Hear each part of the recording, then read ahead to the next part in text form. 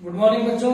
आज हम क्षेत्रमिति का इंट्रोडक्शन पढ़ेंगे। सर्वप्रथम क्षेत्रमिति हर एग्जाम के अंदर कक्षा 6 से लेकर आप 10 तक पढ़ें या चाहे किसी भी एग्जाम के अंदर क्षेत्रमिति का 2 क्वेश्चन आपको 100% मिलेंगे, चाहे वो कोई भी एग्जाम क्यों ना हो, रेलवे हो, राजस्थान पुलिस हो, फर्स्ट ग्रेड हो, सेकंड ग्रेड हो, रीट हो, सबके अंदर आपको क्षेत्रमिति से 1 या 2 क्वेश्चन देखने को मिलते हैं।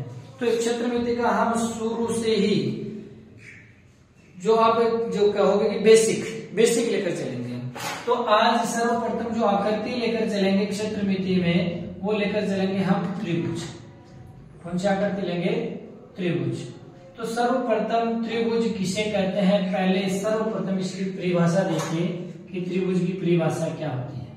तो त्रिभुज की जो परिभाषा है वो है 3 भुजाओं से या 3 ओर से घिरी हुई बंद आकृति को त्रिभुज कहते हैं। 2D आकृति है ये। तो देखो 3 ओर से घिरी हुई बंद आकृति को हम क्या कहेंगे? त्रिभुज कहेंगे। अब त्रिभुज के अंदर 3 शीर्ष होते हैं और 3 ही भुजाएं होती है। 3 ए बी और सी, ये 3 शीर्ष हो गए, 3 जिसको कोण कह सकते हो आप, और 3 भुजाएं हो गई ए सी, ए बी और बी सी, ये इनकी 3 भुजाएं हो गई। अब जो आकृति है त्रिभुज, इनके तीनों कोणों का योग, त्रिभुज के तीनों कोणों का योग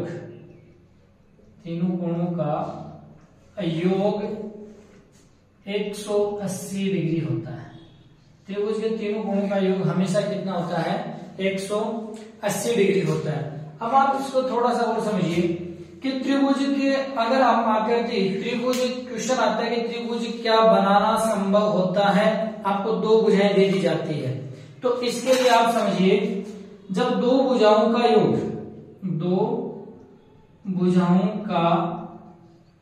योग अगर तीसरी भुजा से बड़ा है, अगर तीसरी भुजा से बड़ा है तो त्रिभुज संभव है। तो त्रिभुज संभव है, वरना त्रिभुज संभव नहीं है। समझिए इसको। जैसे ये आपके पास त्रिभुज है ए बी सी, ठीक है। अब आपको भुजाएं दे दी गई, ये 5 है, ये 4 है और ये आपकी भुजा 7 है। तो देखो इन 2 भुजाओं का योग 5 और 4, इन 2 भुजाओं का योग क्या है? इस भुजा से बड़ा है या नहीं है? तो ये त्रिभुज आकृति संभव है। अगर यही आपको ये दे दिया जाए कि इस भुजा का योग यहाँ पर दे दिया जाए 10, एक भुजा 10 है, एक भुजा 5 है, एक भुजा 4 है, और आपसे पूछ लेगा कि क्या ये आकृति त्रिभुज संभव है, तो आप देखोगे कि 2 भुजाओं का योग कितना आ रहा है? 5 और 4 9, और तीसरी भुजा का योग कितना आ रहा है? 10 आ रहा है। तो ये आकृति संभव नहीं होगी, ठीक है। 2 भुजाओं का योग तीसरी भुजा से अगर बड़ा है तो वो त्रिभुज संभव है, वरना त्रिभुज संभव नहीं है। इसका एक और क्वेश्चन आता है थोड़ा सा घूमकर, वो आता है यहाँ योग की जगह क्या देता है? आपको अंतर दे देता है। जहां योग दे रखा है यहाँ अंतर दिया होता है कि 2 भुजाओं का जो अंतर होता है, 2 भुजाओं का अंतर अगर तीसरी भुजा से छोटा है, तीसरी भुजा से छोटा है तो आपका त्रिभुज संभव है, वरना त्रिभुज संभव नहीं है। तो 2 क्वेश्चन यहां से बन रहे हैं। 2 भुजाओं का योग अगर तीसरी भुजा से अधिक है तो वो त्रिभुज आकृति कहलाएगी, और 2 भुजाओं का जो अंतर है वो तीसरी भुजा से अगर कम है तो वो त्रिभुज कहलाएगा। तो 2 कंडीशन यहां से दोनों क्वेश्चन पूछे जा सकते हैं। ये आपको बहुत ही छोटी सी चीजें थी। त्रिभुज 3 भुजाओं से घिरी हुई बंद आकृति को त्रिभुज कहते हैं। त्रिभुज के तीनों कोणों का योग 180 डिग्री होता है। अब यहाँ कोई भी कोण कैसा भी हो सकता है। 2 भुजाओं का योग तीसरी भुजा से अगर बड़ा है तो वो त्रिभुज संभव है। 2 भुजाओं का अंतर अगर तीसरी भुजा से छोटा है तो भी वो आकृति क्या कहला सकती है? त्रिभुज कहला सकती है। अब आगे हम कुछ और चीजें इसमें थोड़ा थोड़ा आगे बढ़ते हैं। अगर ये आकृति आपकी त्रिभुज है और इस भुजा को थोड़ा आगे बढ़ा दिया जाता है तो यहाँ जो कोण बनेगा इसको हम कहेंगे बहिष्कोण। क्या कहा जाएगा? बहिष्कोण। और इस बहिष्कोण का जो रिलेशन होता है इन दो त्रिभुज के जो अंदर के जो कोण होते हैं उन्हें हम कहते हैं अंतःकोण। त्रिभुज के जो अंदर के जो कोण होते हैं उन्हें हम कहते हैं अंतःकोण और त्रिभुज के जो बाहर का जो कोण होता है उसे हम कहते हैं बहिष्कोण। अब अंतःकोणों का जो रिलेशन है वो इस बहिष्कोण के साथ क्या होता है वो समझ लीजिए कि अगर देखिए ये अगर कोण 30 है और ये 50 है तो इन दोनों कोणों का जो योग है वो इस बहिष्कोण के बराबर होगा। दोबारा बता रहा हूं, अगर इन दोनों कोणों का योग जो भी होगा योग करेंगे वो इस बहिष्कोण के बराबर होगा। मतलब ऐसे कहा जाता है कि दो अंतःकोणों का योग बाहर बने हुए तीसरे जो आपका अंतःकोण है उसके बराबर होगा। मतलब ये कह रहा है कि दो अंतःकोणों का योग अन्य कोण आपका जो अन्य अंतःकोण है उसके बाहर बने हुए बहिष्कोण के बराबर होता है। अब इसको ऐसे भी समझ लीजिए कि त्रिभुज के तीनों अंतःकोणों का योग इसको 50 ये 80 और ये 50 हो गया। ठीक है, अब ये जो बहिष्कोण है इन दोनों का योग 130 है तो ये भी 130 होगा। अब इधर इसका कोण का मान पूछ लिया जाए तो इस अंतःकोण के बाहर इस अंतःकोण को छोड़ दीजिए, इन दोनों अंतःकोणों का योग कर लीजिए तो 50 और 50 कितना हो गया? 100 हो गया। अब इधर भी बहिष्कोण बन रहा है तो इसका भी हम क्या करेंगे, इनका जो योग होगा वो इसको छोड़ दीजिए, इन दोनों का योग कर लीजिए, ये कितना हो गया? 130 हो गया।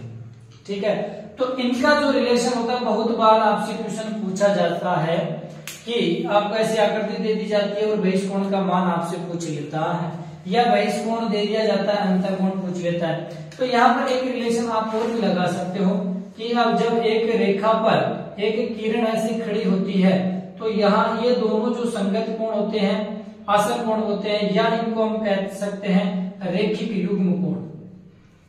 यानी एक ही रेखा पर बने हुए कोणों का योग कितना होता है? हमेशा 180 डिग्री होता है।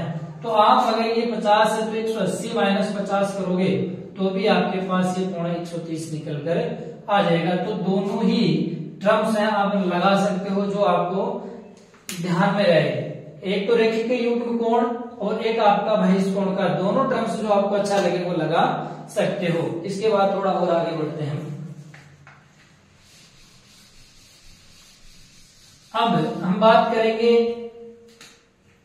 अंतःकेंद्र। एक होता है परिकेंद्र, ठीक है, एक होता है आपका लंब केंद्र, एक होता है आपका केंद्र।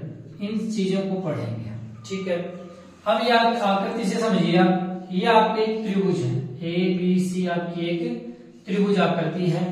इनमें देखिए आप अंतःकेंद्र, अगर मैं इन तीनों कोणों का समद्वि भाजन कर देता हूं, समद्वि भाजन का मतलब होता है कि इनको इस कोण को मैं समान दो भागों में डिवाइड कर देता हूं, मतलब यहां से ये कोण जा रहा है। ठीक है, फिर मैंने C का भी यहां से क्या कर दिया? लंब समद्वि भाजन कर दिया। एक यहां मैंने A का भी क्या कर दिया? लंब समद्वि भाजन कर दिया। तो ये जहां तीनों कोणों को लंब समद्वि भाजन करने वाली जो रेखाएं एक दूसरे को प्रतिच्छेद कर रही है तो ये जो प्रतिच्छेदी जो बिंदु होगा वो आपका क्या होगा? अंतःकेंद्र होगा। क्या होगा? अंतःकेंद्र। ठीक है, दोबारा बता रहा हूं, अंतःकेंद्र क्या होगा? त्रिभुज है आपका ABC, इनके तीनों कोण A, B और C। अगर मैं B का समद्वि भाजन करने वाली एक रेखा जिसको नाम दे देता हूं मैं BD, ठीक है, फिर CE हो गया, फिर F हो गया। ठीक है, तो यानी कि यहां से इस B को यहाँ 1 और 2 दोनों कोण के हैं आपके बराबर बराबर भागों में ये रेखा बांट रही है। ऐसे ही C का समद्वि भाजन हो रहा है और ऐसे ही आपका A का समद्वि भाजन हो रहा है। तो जहां ये समद्वि भाजन करने वाली जो तीनों रेखाएं एक दूसरे को काट रही है वो आपका जो प्रतिच्छेदी बिंदु होगा वो आपका क्या कहलाएगा? अंतःकेंद्र कहलाएगा। ठीक है, इसके बाद हम बात करेंगे परिकेंद्र की। तो देखो यहां पर थोड़ा सा चेंज होगा, बाकी कुछ नहीं होगा कि यहां से हमने अभी तक क्या किया था? कोणों का समद्वि भाजन किया था। तो कोणों का समद्विभाजन किया तो अंतः केंद्र आ गया। अब हम करेंगे भुजाओं का समद्विभाजन। किनका करेंगे? भुजाओं का समद्विभाजन। सेम वही तरीका होगा। अब यहाँ पर भुजाओं का समद्विभाजन करेंगे ऐसे, ठीक है। इन भुजाओं का समद्विभाजन कर देते हैं। अब भुजाओं का समद्विभाजन करने के बाद जो यहाँ केंद्र मिला है उसे हम कहेंगे परिकेंद्र। परिकेंद्र का मतलब होगा कि जो वर्त इनके अगर बाहर हम सर्किल ऐसे खींचेंगे तो ऐसे सर्किल मिलेगा, ठीक है। तो जो बाहर की ओर सर्किल बन रहा है तो त्रिभुज के अंदर उसको क्या कहा जाएगा? परिकेंद्र कहा जाएगा। और ये इनकी क्या हो जाएगी? त्रिज्याएं हो जाएगी, ठीक है। तो यहाँ से जब भुजाओं का समद्विभाजन करेंगे तो परिकेंद्र होगा और कोणों का समद्विभाजन करेंगे तो क्या कहलाएगा? वो अंतःकेंद्र होगा। अब बात करेंगे हम लंब केंद्र की, ठीक है। तो लंब केंद्र ऐसे समझिए आपका सर्किल है एबीसी, त्रिभुज है। यहां से इस पे क्या डाल दिया हमने? लंब डाला है। लंब डालने का मतलब यानी ये कोण कितने डिग्री का है? 90 डिग्री का। फिर यहां से भी हमने क्या डाल दिया? ऐसे एक लंब डाल दिया है, वो भी 90 डिग्री का। फिर यहां से भी क्या डाला हमने? एक 90 डिग्री का। तीनों भुजाओं से हमने क्या डाले हैं? लंब डाले हैं। तो जहां तीनों लंब एक दूसरे को प्रतिच्छेद कर रहे हैं वो उस केंद्र को हम कहेंगे लंब केंद्र। क्या कहा जाएगा? लंब केंद्र कहा जाएगा। इसके बाद हम बात करते हैं केंद्र की, ठीक है। अंतःकेंद्र होगा, परिकेंद्र हो गया, लंब केंद्र हो गया। अब केंद्र की बात कर लेते हैं। तो केंद्र की बात करेंगे तो यहाँ पर त्रिभुज की 3 भुजाएं, ये त्रिभुज की 3 भुजाएं हैं ए बी सी। तो इन त्रिभुजों से हमें क्या डाल रही है? यहाँ माध्यिकाएं डालेंगे। क्या डालेंगे? यहाँ से माध्यिकाएं। जैसे माध्यिकाएं डालती हैं तीनों माध्यिकाओं का जो प्रतिच्छेदी बिंदु होगा, माध्यिकाओं का प्रतिच्छेदी बिंदु होगा वो क्या कहलाएगा? उस त्रिभुज का क्या कहलाएगा? केंद्र कहलाएगा। क्या कहलाएगा? केंद्र कहलाएगा। तो यहाँ हमने बात की कोण की, कोण अंतःकोण और बहिष्कोण की, त्रिभुज के तीनों अंतःकोणों का योग, भुजाओं का, और साथ में हमने उनके जो केंद्र के बारे में बात की जाती है। अंतःकेंद्र कौन सा होता है? परिकेंद्र कौन सा होता है? लंब केंद्र कौन सा होता है? केंद्र कौन सा होता है? इन सब के बारे में हमने बातचीत की। अब बात करेंगे हम थोड़ा और आगे चलेंगे। टाइप्स ऑफ त्रिभुज, त्रिभुजों के प्रकार। त्रिभुजों के प्रकार के बारे में बात करेंगे तो त्रिभुज एक तो हो गया आपका समबाहु त्रिभुज, ठीक है। एक हो गया आपका विषमबाहु त्रिभुज, फिर हो गया आपका समकोण त्रिभुज,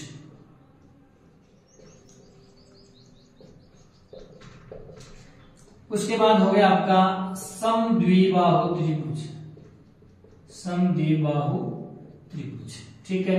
ये आपके त्रिभुज हो गए। अब देखो इनको कैसे कैसे समझेंगे, कौन सा समबाहु होता है, कौन सा विषमबाहु होता है, कौन सा समकोण होता है, कौन सा समद्विबाहु त्रिभुज होता है। इनके हम पहले डेफिनेशन के बारे में समझ लेते हैं सर्किल से। ये आपका आकृति बना दिया हमने, ट्राइंगल त्रिभुज बना दिया, ठीक है। इनके ए बी सी तीनों कोण है और ये इनकी 3 भुजाएं ए बी बी सी और ए सी। तो यहाँ क्या कह रहा है? समबाहु। समबाहु इसको अगर आप हिंदी में संधि विच्छेद करेंगे तो समबाहु, सम का मतलब होता है समान और बाहु का मतलब होता है भुजा, जिसकी तीनों भुजाएं समान हो, जिसकी सभी भुजाएं समान हो। त्रिभुज में कितनी भुजाएं होती हैं? 3 भुजाएं होती हैं, इसलिए जिसकी तीनों भुजाएं समान हो वो क्या कहलाता है? समबाहु त्रिभुज कहलाता है। क्या कहलाएगा? समबाहु त्रिभुज। जैसे ये तीनों भुजाएं आपकी क्या क्या है? 5-5 सेंटीमीटर की होगी, या फिर क्या क्या होगी? एक अगर 6 की है तो तीनों क्या होगी? 6 होगी। तो ऐसी आकृति को हम क्या कहेंगे? समबाहु त्रिभुज। यानी ऐसी आकृति जिसकी सभी भुजाएं समान हो वो आपका समबाहु त्रिभुज कहलाता है। इसके बाद हम बात करेंगे विषमबाहु। विषमबाहु का मतलब होता है जिसकी सभी भुजाएं असमान हो, जिसकी सभी भुजाएं असमान हो, जिसकी तीनों भुजाएं असमान हो। तो एक यहाँ पर 4 होगी, यहाँ एक 5 होगी, एक यहाँ पर क्या होगी? 6 होगी। ऐसी आकृति होगी उसे हम क्या कहेंगे? असमान, यानी विषमबाहु त्रिभुज। अब इसके बाद हम बात करेंगे समकोण। समकोण, समकोण का मतलब होता है जिसका एक कोण 90 डिग्री हो, समकोण त्रिभुज का मतलब यहाँ पर क्या आएगा, कोण से रिलेशन दिखाया जाएगा, जिसका एक कोण 90 डिग्री का हो उसे हम क्या कहेंगे, समकोण त्रिभुज कहेंगे। जैसे ये आपका एक त्रिभुज है, ये कोण आपका 90 डिग्री का होगा, तो एक कोण जिसका समकोण होगा, एक कोण समकोण, शेष कोण आपके क्या कहलाएंगे, उनके न्यून कोण होंगे। तो आपसे ऐसा क्वेश्चन पूछा जा सकता है कि समकोण त्रिभुज कौन सा होता है, तो आपका क्या होगा, जिसके शेष दो कोण क्या होंगे, आपके न्यून कोण होंगे, एक कोण आपका क्या होगा, समकोण, उसे हम समकोण त्रिभुज कहेंगे। इसके बाद हम बात करेंगे समद्विबाहु त्रिभुज। समद्विबाहु नाम से पता लग रहा है, द्वि का मतलब होता है दो, बाहु का मतलब होता है भुजा, सम का मतलब होता है समान, जिसकी दो भुजाएं समान होती है उसे हम कहते हैं समद्विबाहु त्रिभुज। अब यहाँ पर ये होगा कि दो भुजाएं, जैसे दो भुजाएं 6 सेंटीमीटर की, एक भुजा आपकी क्या हो गई 4 सेंटीमीटर की हो गई, जिसकी दो भुजाएं समान है उसे हम कहेंगे समद्विबाहु त्रिभुज। तो ये आपकी क्या थी, त्रिभुजों का जो प्रकार था, बेसिक चीजें लेके चलेंगे, इनसे रिलेटेड जो आगे बढ़ते जाएंगे क्वेश्चन भी मैं हल करवाऊंगा, उदाहरण लेके आएंगे, सब आपसे हल कराएंगे। क्षेत्रमिति में पहला टॉपिक हमारा त्रिभुज होगा। त्रिभुज में एक भी क्वेश्चन आपका गलत नहीं जाएगा, ये मैं आपसे गारंटी दे सकता हूं इस चीज की, बिल्कुल जीरो से लेकर चलेंगे त्रिभुज को। इसके बाद हम बात करेंगे त्रिभुज में दो चीजें आती हैं, एक तो सर्वांशम, एक आता है समरूपता। ठीक है, देखो ये चीजें कक्षा 6, 7, 8 तक की जो बेसिक चीजें थी वो मैंने पढ़ी है। अब कक्षा थोड़ा सा 9th का जो रूप है, 10th का रूप चलेंगे, थोड़ा थोड़ा आगे बढ़ते जाएंगे। तो यहाँ पर आप देखिए जो सर्वांशम है, सर्वांशम को पहले नाम से समझिए, सर्वांग सम, संधि विच्छेद करिए, मुझे हिंदी ज्यादा नहीं आती है लेकिन थोड़ा थोड़ा कर लेंगे, है ना। सर्वांग, वांग सर्वांग, सर्वांग मतलब अंग, सर्व का मतलब होता है सभी, सम का मतलब होता है समान, जिस आकृति के सभी अंग समान है वो आपकी क्या कहलाएगी, सर्वांशम। एक त्रिभुज पे नहीं होगी, ये सब पे, जो भी आकृति आप पढ़ोगे सब पे लागू होगी, चाहे आप सर्किल पढ़ लीजिए, वर्ग पढ़ लीजिए, सॉरी त्रिभुज पढ़ लीजिए, चतुर्भुज पढ़ लीजिए, वर्ग पढ़ लीजिए, आयत पढ़ लीजिए, सब पे आपकी सर्वांशम और समरूपता का जो नियम लागू होगा वो मैं बता देता हूँ कैसे होगा। जैसे आपने दो ट्रायंगल बनाए, त्रिभुज बना लेते हैं ABC। अभी तक हम एक चीज पढ़ी थी, अब दो त्रिभुज होंगे हमारे पास, सर्वांशमता और समरूपता में हम दो त्रिभुज पढ़ेंगे, एक त्रिभुज PQR है, एक त्रिभुज हमारा ABC है। अब देखो यहाँ पर दो त्रिभुजों में संगत, मतलब यहां एक नाम और आएगा कि संगत कोण और संगत भुजा, संगत कोण और संगत भुजा, मतलब यहां क्या होनी चाहिए, संगत होना चाहिए। ठीक है, जैसे हमारा एक त्रिभुज है ABC और एक हमारा त्रिभुज PQR। ठीक है, तो कोण A के संगत कोण P है, कोण B के संगत कोण Q है और कोण C के संगत कोण R है। तो ये तीनों कोण आपके क्या है, बराबर है, और इसकी ये जो संगत भुजा है AB, ये PQ के बराबर है, AC भुजा PR के बराबर है और BC भुजा QR के बराबर है। यानी संगत कोण और संगत भुजाएं जिन आकृतियों के बराबर होगी वो आकृति क्या कहलाएगी, आपकी सर्वांशम। अब इनके कुछ नियम लागू होते हैं, आप पहले थोड़ा सा इसमें देख लेते हैं। सर्वांशमता और समरूपता में अंतर क्या होता है। सर्वांशम में मतलब सभी अंग जिसके समान होते हैं वो आकृति हमारी क्या होती है, सर्वांशम। समरूपता, समरूपता नाम से पता लग रहा है, सम का मतलब समान और रूप मतलब वो आकृति, मतलब उन दोनों आकृतियों का रूप अगर समान है तो वो क्या कहलाएगी, आपकी समरूपता कहलाएगी। जिन आकृतियों की जो रूप या आकृति समान है उसे हम क्या कहेंगे, समरूपता। जिनके सभी अंग है वो आपके क्या कहलाते हैं, सर्वांशम। अब यहां जैसे दो त्रिभुज बनाए हैं, अगर मैं इस त्रिभुज को इस पर रख देता हूं तो कंप्लीट अगर इस त्रिभुज को पूरा वो दूसरा त्रिभुज ढक लेता है तो वो क्या कहलाएगा, सर्वांशम। और ऐसे अगर मैं एक दो त्रिभुज बना रहा हूं, एक त्रिभुज दूसरे त्रिभुज के अंदर आ गया तो ऐसे आकृति को हम क्या कहेंगे, समरूप कहेंगे। क्या कहेंगे, समरूप। मतलब रूप तो समान है लेकिन उसके अंग क्या है, समान नहीं है, तो ऐसे आकृति को हम कहेंगे समरूप। और जिसके सभी अंग बराबर हैं तो वो कहलाती है आपकी सर्वांगसम। अब इसको थोड़ा और आगे पढ़ देते हैं। अब इनके कुछ नियम है, सर्वांगसम और समरूपता के जो नियम है वो देख लेते हैं थोड़ा थोड़ा। सर्वांगसम देखो, एक तो होता है ट्रिपल एश, मतलब इसमें दो आपके जो त्रिभुज हैं इनके जो तीनों संगत भुजाएं अगर बराबर है, तीनों त्रिभुज की संगत भुजाएं बराबर है तो वो क्या कहलाएगा, आपका सर्वांगसम। क्यों सर्वांगसम क्यों कहलाएगा, देखो मैं बता देता हूं कि अगर तीनों भुजाएं बराबर है तो तीनों कोण भी उसके क्या हो जाएंगे, बराबर हो जाएंगे। क्योंकि एक नियम है आपका कि जिसकी भुजा बराबर है तो उसके सामने के कोण भी क्या होंगे, आपके बराबर होंगे। मतलब ये आपका त्रिभुज है ABC, एक त्रिभुज है आपका PQR। अब मैं ये कह देता हूं कि भुजा AB के बराबर क्या है, आपका PQ है।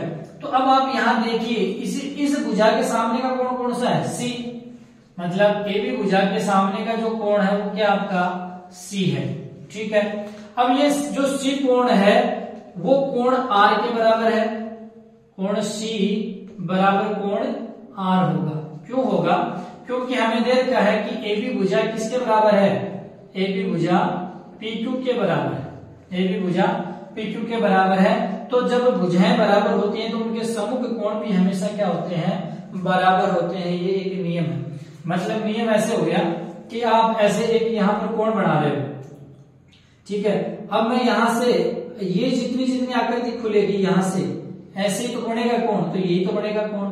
तो ये जो भुजा अगर 5 सेंटीमीटर की है तो इसके द्वारा ये खोला गया कोण 30 डिग्री का तो होगा। ऐसे एक दूसरी आकृति है, इसकी भी भुजा ये आपकी कितनी है, 5 सेंटीमीटर, तो इसके द्वारा बनाया गया कोण भी कितना होगा, 30 डिग्री तो होगा। जितनी ये आकृति आपकी खुलती जाएगी उतना ही आपका कोण बढ़ता जाएगा, जितनी आकृति बंद होती जाएगी उतना ही आपका कोण छोटा होता जाएगा, ठीक है। तो यहां पर तीनों भुजाएं जिसकी बराबर होगी तो कोण तीनों उसके अपने आप क्या हो जाएंगे, बराबर हो जाएंगे। तो वो दोनों आकृति एक दूसरे की क्या हो जाएगी, सर्वांगसम हो जाएगी, ठीक है। अगला नियम कहता है डबल AS, या इसको ASA भी आप बोल सकते हो। मतलब जिन आकृति के दो कोण और एक संगत भुजा अगर बराबर है तो वो आकृति भी क्या होगी, आपकी सर्वांगसम होगी। सर्वांगसम मतलब यहां हो गया कि ये दो कोण आपके बराबर है, ये दो कोण आपके बराबर है और ये संगत भुजा इस PQ के बराबर है। AB की संगत भुजा PQ है तो AB और PQ बराबर है और आपको कोण A और B पहले से बराबर दे रखे हैं, तो कोण R और कोण C बराबर हो जाएगा। क्यों बराबर हो जाएगा, क्योंकि AB और PQ दोनों संगत भुजाएं बराबर है। तो AB के द्वारा बनाया गया समकोण कोण C है और PQ के द्वारा बनाया गया समकोण कोण क्या है, R है। तो ये दोनों कोण भी क्या होंगे, आपके बराबर है हो जाएंगे। तो तीनों कोण बराबर हो गए, ये इनकी भुजा बराबर हो गई। अब एक नियम और इसका उल्टा लगता है, जब कोण बराबर है तो उनके सम्मुख भुजाएं भी क्या होती है, बराबर होती है। अगर कोण A और कोण P बराबर है तो इस कोण के सम्मुख भुजा क्या है, BC, और इस कोण P के सम्मुख भुजा कौन सी है, R, तो BC बराबर क्या हो जाएगी, QR भी इसके बराबर होगी। तो ये नियम बहुत बार आपको काम आएगा, इन पर आधारित क्वेश्चन भी आप आगे करेंगे। तो ये आपका सर्वांग क्षमता का नियम, यहाँ दो नियम हो गए, डबल AS और डबल AS, ठीक है। अब इसके बाद हम बात करेंगे SAS, जिनकी दो संगत भुजाएं और एक संगत कोण बराबर होगा, तो वो आकृति भी क्या होगी, आपकी सर्वांगक्षम होगी, ठीक है। दो भुजा और एक कोण, साइड एंगल, साइड के नियम से ये दोनों त्रिभुज भी क्या कहलाएंगे, बट ये होना चाहिए उनकी क्या नाम होना चाहिए, संगत। क्या होना चाहिए, संगत। भुजा भी उसकी संगत होनी चाहिए और कोण भी क्या होना चाहिए, संगत। अगर संगत नहीं है तो जरूरी नहीं है कि वो आकृति आपकी क्या होगी, सर्वांगक्षम होगी। बस इतना नाम याद रखिए कि संगत कोण और संगत भुजा होनी चाहिए। इसके बाद हम बात करेंगे समरूपता की। इसमें एक नियम और है RHS, RHS, right hand side. ठीक है, राइट हैंड साइड का मतलब इसमें ये कोण किस पे लागू होगा, जो कोण 90 डिग्री का होगा। एक कोण क्या होगा 90 डिग्री का होगा, तो उस पर ये नियम क्या होगा लागू होगा, राइट हैंड साइड। मतलब जहां 90 डिग्री का कोण होगा उस पे सर्वांग समता का जो नियम लागू होगा वो कौन सा होगा, RHS लागू होगा। इसके बाद हम बात करेंगे समरूपता। अब देखो यहाँ पर समरूपता में आपको क्या होना चाहिए, उसकी आकृति रूप क्या हो जाना चाहिए, समान हो जाना चाहिए। अब देखो आपसे बहुत बार क्वेश्चन पूछा जाता है कि सभी वृत्त एक दूसरे के सर्वांगसम होते हैं या समरूप होते हैं या नहीं होते हैं, ऐसा क्वेश्चन पूछा जाता है। तो देखो सर्वांगसम जरूरी नहीं हो कि सर्वांगसम हो। सर्वांगसम कब बराबर होते हैं, जब उनकी रेडियस त्रिज्या बराबर होती है। त्रिज्या बराबर है तो वो दोनों आकृति क्या होंगी, सर्वांगसम। अगर रेडियस बराबर नहीं है तो आपकी सभी प्रत्येक आकृति क्या होगी, आपकी वृत्त की समरूप होगी। ऐसे हम बात करेंगे त्रिभुज की। ये दो त्रिभुज हैं। अब आपसे ये पूछा जाए कि ये दोनों आकृति समरूप है या नहीं है, तो अगर इनके तीनों कोण बराबर है, तीनों कोण बराबर है, तो ये आकृति एक दूसरे के क्या होगी, समरूप होगी। क्या होगी, समरूप होगी। ठीक है, तो ट्रिपल ए के नियम से, ट्रिपल ए के नियम से ये दोनों आकृति क्या हो जाती है, समरूप। तो एक नियम तो इसका ये हो जाता है। दूसरा नियम हम डबल ए के नियम से भी इस आकृति को क्या कह सकते हैं, समरूप कह सकते हैं। डबल ए का मतलब यह हो गया कि ये और ये कोण दोनों अगर बराबर है तो तीसरा कोण अपने आप क्या हो जाएगा, बराबर हो जाएगा। क्योंकि हमें पता है कि त्रिभुज के तीनों कोणों का योग कितना होता है, 180 डिग्री। मान लेते हैं ये 50 है और ये 70 है। ठीक है, तो ये भी 50 है, ये भी 70 है। अब इन दोनों का टोटल कितना हो गया, 120। बचा हुआ कोण कितना डिग्री है, 60। तो ये भी क्या होगा, 60 डिग्री। तो डबल ए के नियम से भी हम उस आकृति को क्या कह सकते हैं, समरूप कह सकते हैं। एक आपका ट्रिपल एच, ये नियम तो दोनों में ही लागू हो जाएगा, आपका सर्वांगसम और समरूपता के अंदर। तो ये आपको समरूपता और सर्वांग समता में डिफरेंस था। तो जिसकी आकृति रूप समान है वो समरूप होगा, और जिसकी आकृति समान है, भुजा और कोण बराबर है, तो वो आकृति क्या कहलाएगी, आपकी सर्वांगसम। जिसका सभी अंग समान है सर्वांगसम, जिसका रूप समान है वो समरूप। अब थोड़ा सा इसमें आगे और बढ़ जाते हैं।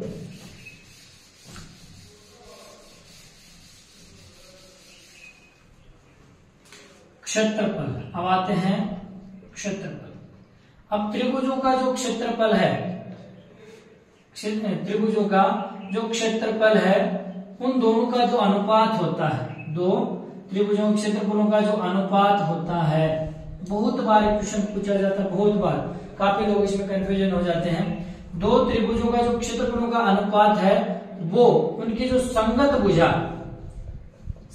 भुजा के वर्गों के अनुपात के बराबर होता है, वर्गों के अनुपात के बराबर होता है। मतलब यहाँ पर जैसे ये देखा 5, 6, 7, ऐसे मान लेते हैं 5, 6 और 7। अब यहाँ आपको ये संगत भुजा दे रखी है, तो इन दो जो क्षेत्रफल होंगे, जो संगत त्रिभुज वो आपके सर्वांगसम या समरूप जो त्रिभुज होंगे, उन दोनों त्रिभुजों का जो क्षेत्रफलों का जो अनुपात होगा, क्षेत्रफलों का जो अनुपात होगा, वो उनकी संगत भुजा, आपको संगत भुजा दी जाएगी। उन संगत भुजाओं के आप वर्ग करोगे और वर्गों का जो अनुपात होगा उनके क्षेत्रफल के अनुपात के हमेशा बराबर होगा। बहुत बार क्वेश्चन पूछा गया। जैसे आप मान लीजिए ये 5 है और इसकी आपकी संगत भुजा मान लेते हैं 6 है। ठीक है, तो यहाँ 5 का स्क्वायर और 6 का स्क्वायर, आपको क्षेत्रफल दिया जाएगा 25/36, 25/36 दिया जाएगा। और ये पूछ लिया जाएगा कि इनकी संगत भुजाएं क्या होगी, या इन संगत भुजाओं का अनुपात क्या होगा। तो आपको क्या निकालना है, यहाँ पर 25 का स्क्वायर 5 और 36 का 6। तो इन दोनों जो त्रिभुज हैं उनकी संगत भुजाओं का जो अनुपात होगा वो क्या होगा, हमेशा 5/6। आपको यह दे दिया जाएगा कि ये इनकी संगत भुजाएं हैं, इनके क्षेत्रफलों का अनुपात क्या होगा, तो इनका आप स्क्वायर कर दीजिए 25/36। ये उन दोनों त्रिभुजों का क्षेत्रफलों का अनुपात होगा। ये बहुत बार क्वेश्चन पूछा जाता है। एक आता आपका क्षेत्रफल के बाद आता है परिमाप।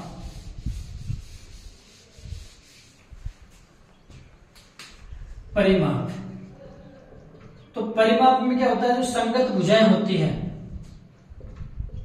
संगत भुजाओं के अनुपात के बराबर होता है। संगत भुजाओं के अनुपात के बराबर उनके त्रिभुजों के परिमाप का जो अनुपात होता है उन दोनों का हमेशा क्या होता है, बराबर होता है। परिमाप और संगत भुजाओं के जो अनुपात है वो इन दोनों त्रिभुजों का, दो त्रिभुजों का परिमापों का अनुपात और संगत भुजाओं के अनुपात हमेशा क्या होते हैं, बराबर होते हैं। तो त्रिभुज के अंदर मैंने आपको बेसिक सारी चीजें पढ़ी है। अब इन पर रिलेटेड जो भी क्वेश्चन होंगे वो हम नेक्स्ट वीडियो में आएंगे और सभी क्षेत्रफल पर आधारित, परिमाप पर आधारित और उनके क्षेत्रफलों पर आधारित सभी क्वेश्चन करेंगे। 1 by 1 कक्षा 0 लेवल से चलेंगे हम और यहां तक पहुंचेंगे। धन्यवाद।